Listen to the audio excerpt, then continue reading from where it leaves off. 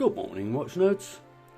Now once again, please allow me to apologise for the ugly splint on the finger of my right hand. I did this stopping a speeding train. When it comes to micro brands, Neutra couldn't be more micro. The company is based in Italy, but the watches are produced in Switzerland.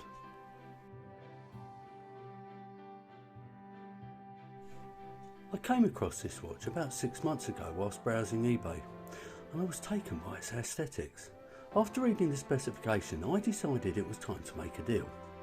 For memory, I negotiated a small discount, but it certainly wasn't much. Now if you don't have knowledge of this brand, keep watching, because they also make a few other very nice pieces. And welcome to my unpaid and unsponsored review of the Neutra Averau.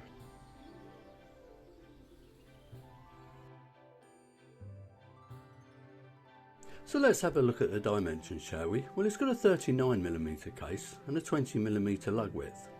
The depth is 13mm, the lug to lug 46mm, and on this strap it weighs about 86 grams. I would say the watch wears true to size. And here we are, here's the packaging. It's an extremely premium box. Inside you're going to find some instructions, a strap changing tool, a cleaning cloth and a warranty, although I can't actually find out how long the warranty is. And this is my watch of the day. It's the Axios Pathfinder. It's a 40mm field watch with this beautiful copper dial.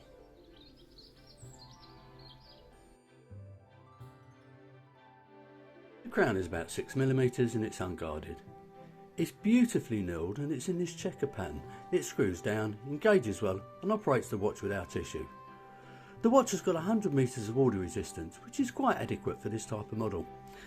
Now inside is an Averau grade version of the Lume SW200, meaning that it's been regulated in several positions. It's a high beat 4Hz Swiss movement that ticks away at 28,800 beats per hour. It hacks, it hand winds, and it's renowned for its reliability. It's a clone of the ETA 2824 with an additional jewel, and these movements have little positional error. Now let's have a look to see how it's performing on the time grapher. So this is the watch on the time grapher. It's running around about 8 seconds a day fast. It's got a very healthy amplitude and a reasonable beat error. The sapphire crystal is domed with a reasonable amount of AR coating on the underneath. The case finishing is superb, which helps give an indication where the money's been spent on this watch. The fixed bezel is finely polished, leading down to a vertically satin brushed upper part of the lugs. We then have a polished chamfer before we get to the beautifully horizontally brushed sides. It won't surprise you the back screws down to help the watch's water resistance. It's engraved with a mountain type scene and some basic information engraved around the edges. The dial, whilst relatively simple, is also quite interesting. The 12, 3, 6 and 9 indices are all battened and applied, whilst the remainder are finely painted. The watch's brand name and its model sit below the 12, whilst the Neutra logo sits above the 6 and is accompanied by the word automatic, written in red, which incidentally matches the tip of the second hand. Neutra chose to make the hour hand an arrow, whilst I would describe the long second hand as being a pencil design. The Lume is actually excellent, although it's only the hands and the 4 applied indices that glow in the dark. Let's have a look at that Lume.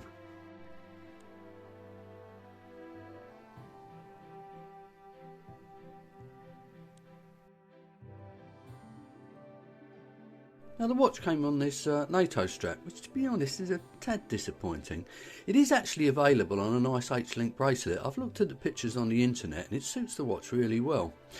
Now I decided to put it on this rather nice canvas strap. It was inexpensive. In actual fact, I bought it off of AliExpress. It's even got quick release spring bars on the back. I think it looks really nice. I've got to admit though, as a future investment, if I ever become a rich man, I might go for that bracelet. So let's talk about price and value for money. Being an Italian micro brand and being made in Switzerland and having a Swiss movement, you don't expect this to be cheap, and it isn't. That said, it's not that expensive either. On a NATO strap, this watch is priced at £455, plus £80 if you want the bracelet. Of course, you have to factor in 20% duty if you live in the UK, meaning the watch will cost you around £550 once delivered to your door, and £650 on a bracelet. Only you can decide if this represents good value for money. I'll tell you what I think later. For what it's worth, I picked up an unworn one, but pre-owned, for about £425. There were no QC issues I could identify when I received this watch, but as far as dislikes are concerned, I'm not a lover of the NATO strap supplied with the watch, and I believe the inexpensive canvas strap I put on it is far nicer. My only other complaint is the price. If you don't have to suffer import duty, the watch isn't that bad a value, but £550 for this watch without a bracelet I consider a tad expensive. Other than those two things, this watch is superb. The case finishing is fantastic, the movement excellent, and the aesthetics are just simply amazing. So in summary, I would dearly love an Eco Neutra Cortina with a cream dial. This is their version of a diver, and if you haven't seen one, have a look on their website. My Averau is a well-made watch with excellent spec, a lot of individuality, and a timepiece I'm proud to own. I would say, however, if you buy one, expect to lose a wedge of money if you decide to sell it, but that's pretty much the case for the majority of small micro brands.